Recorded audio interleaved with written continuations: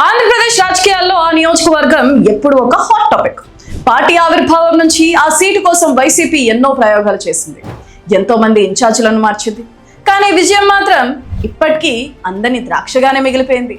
పాలకొల్లో అసలేం జరుగుతుంది? నాయకులు మారుతున్నారు, రిజల్ట్ ఎందుకు మారడం లేదు? అధిష్టానం వేస్తున్న కొత్త స్కెచ్ ఏంటి? ఆ కొత్త నాయకుడు ఎవరు?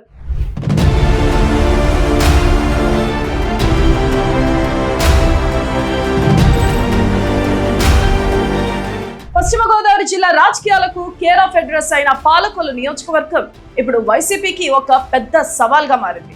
వరుస పరాజయాల తర్వాత పార్టీ అధిష్టానం ఇప్పుడు పాలకొల్లుపై స్పెషల్ ఫోకస్ పెట్టినట్లు రాజకీయ వర్గాల్లో బలమైన చర్చ నడుస్తుంది.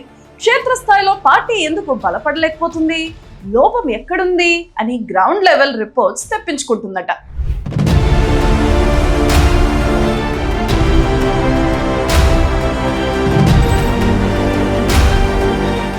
అసలు సమస్య అంతా సమన్వయం దగ్గరే వస్తుందని విశ్లేషకులు అంటున్నారు.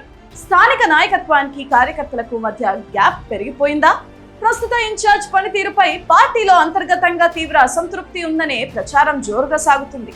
ఈ నేపథ్యంలో అధిష్టానం ఒక సంచలన నిర్ణయం తీసుకోబోతుందా అంటే అవుననే అంటున్నాయి రాజకీయ వర్గాలు.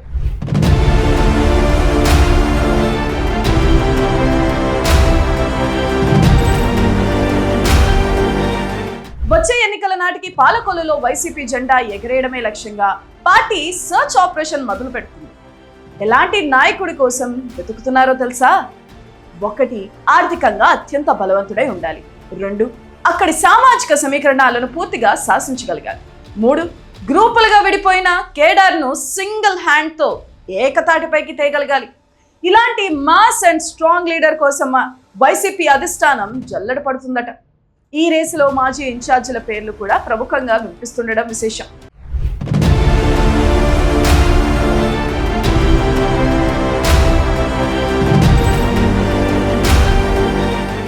ఇప్పటికైతే ఇవన్నీ రాజకీయ వర్గాల్లో జరుగుతున్న తీవ్రమైన చర్చలు మాత్రమే.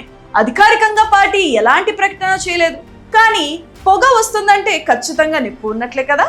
పాలకొల్లులో వైసీపీ సంస్థాగత మార్పులు చేస్తుందా, లేక ప్రస్తుత నాయకత్వానికి మరో ఛాన్స్ ఇచ్చి ప్రయోగం చేస్తుందా? జగన్ మైండ్ లో ఏముంది?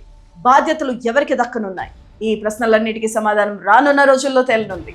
మరి మీరేమనుకుంటున్నారు? పాలకొల్లులో వైసీపీ గెలవాలంటే ఎలాంటి నాయకుడు రావాలి? కింద కామెంట్ చేయండి.